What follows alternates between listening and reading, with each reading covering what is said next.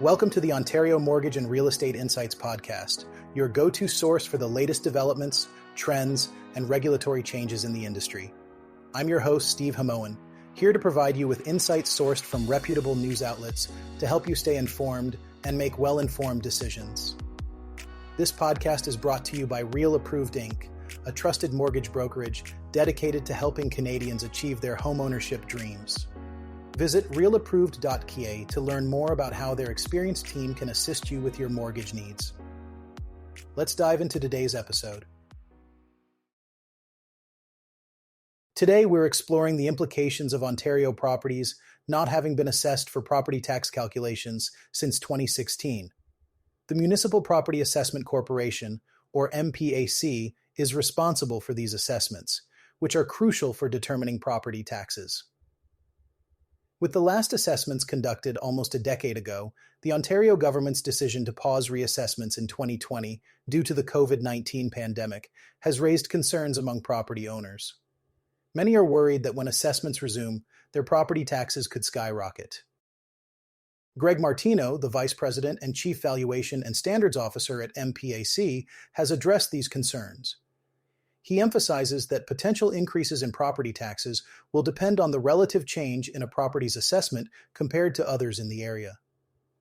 For instance, if the value of homes in your area has increased by 25% and your property's value is consistent with that change, you might not see a significant tax increase.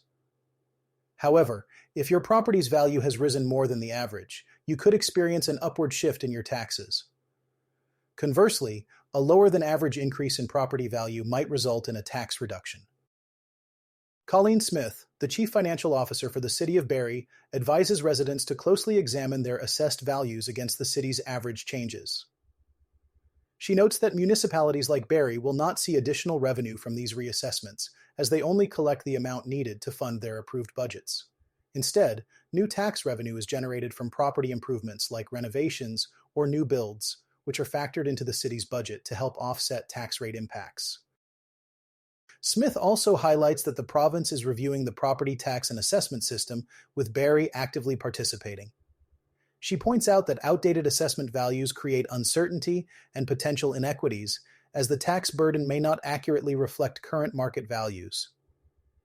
This review aims to address such issues, but the timing for resuming assessments remains uncertain and ultimately rests with the government.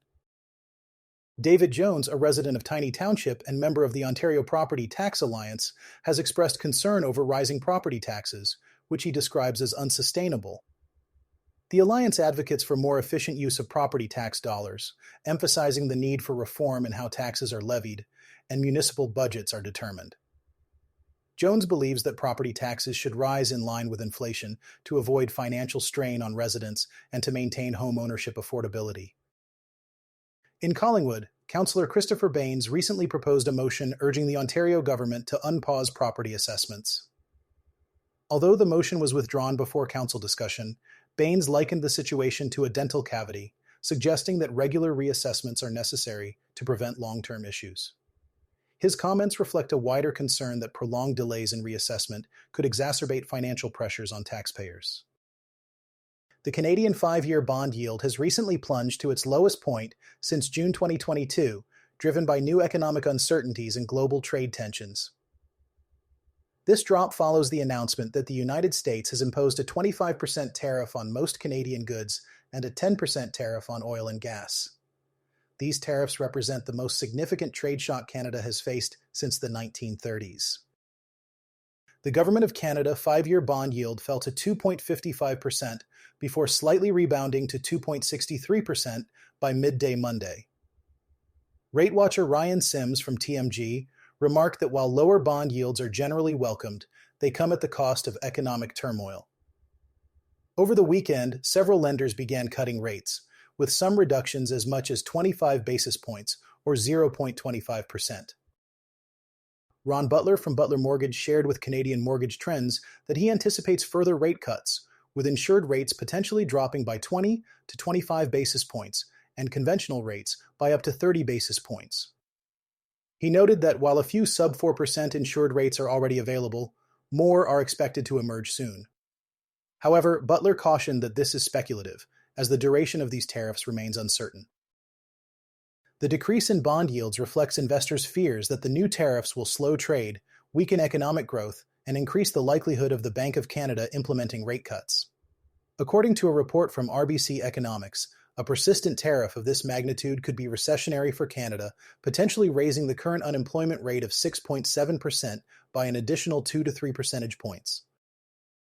RBC's report further explains that if these tariffs are maintained, they could stifle Canadian growth for up to 3 years, with the most significant impacts occurring in the first and second years.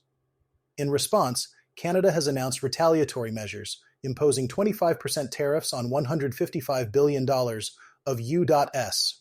goods. While these are aimed at the U.S. economy, they are expected to slow growth and increase inflation on targeted goods within Canada. The Bank of Canada's latest monetary policy report estimates that if tariffs on all imports remain in place, GDP growth could be 2.4 percentage points lower in the first year and 1.5 percentage points lower in the second year. A report from TD Economics notes that if these tariffs persist for 5 to 6 months, Canada could officially enter a recession, albeit a shallow one initially, with further duration deepening the contraction. Last week, Bank of Canada Governor Tiff Macklem warned that tariffs could exert upward pressure on inflation. He emphasized that a lasting and widespread trade conflict could significantly harm Canada's economic activity, while the increased cost of imported goods would directly elevate inflation. However, according to Charles St. Arnaud, chief economist with Alberta Central, the Bank of Canada is expected to lean towards supporting the economy. He believes that the inflationary impact of tariffs will be short-lived since it's a one-off price jump rather than a continuous increase. This suggests the Bank of Canada might introduce more rate cuts throughout the year. BMO is forecasting a quarter-point rate cut at each of the bank's meetings this year until October, whereas National Bank believes there are grounds for an emergency intermeeting rate cut. Economist Stéphane Marion pointed out that an emergency action could imply a larger-than-usual rate cut of at least 50 basis points. Additional relief at the scheduled March and April meetings could quickly lower the policy target rate to 2% by spring. In our final segment today, we're taking a closer look at a significant real estate transaction that highlights the ongoing effects of the 2022 real estate bubble in Ontario. A home in the bustling Kedron neighborhood of North Oshawa recently sold at a staggering $510,000 loss, underscoring the volatility and unpredictability of the housing market. The property in question, located at 458 Meadow Street, was originally purchased in March 2021 for just over $1 million. During the post-pandemic housing surge, it was flipped 11 months later for a hefty profit, selling for $1,560,000. This transaction saw the seller walk away with a significant gain of $553,000, thanks to a winning bid that came in $361,000 over the asking price. Unfortunately, the subsequent buyer did not experience the same financial success. Attempting to sell the property again in November 2023, the asking price was set at $1,274,990. Despite multiple price reductions throughout the end of the year, the home finally sold on January 31st for $1,050,000, resulting in a loss of over $500,000 in under 3 years. This case exemplifies the risks involved in real estate speculation, particularly during periods of rapid market fluctuations.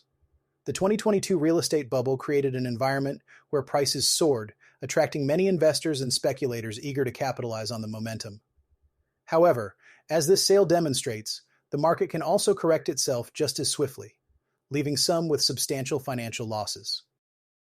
It's important for potential buyers and investors to approach the real estate market with caution and consider the long-term implications of their purchases.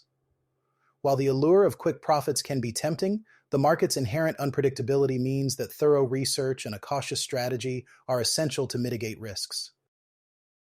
As we reflect on this story, it serves as a reminder of the importance of stable and informed real estate practices. For those navigating the current market, staying informed and understanding the broader economic context can be crucial in making sound investment decisions. Thanks for tuning in to another episode of the Ontario Mortgage and Real Estate Insights podcast. We hope you found today's insights valuable as you navigate the world of mortgages and real estate. Before you go, A quick reminder, Real Approved is here to make your mortgage journey smoother. Whether you're buying your first home or refinancing, their experienced team is ready to guide you with personalized support every step of the way. Visit realapproved.ca to get started and take the next step toward achieving your homeownership goals. Catch you next time and stay informed with the latest industry insights.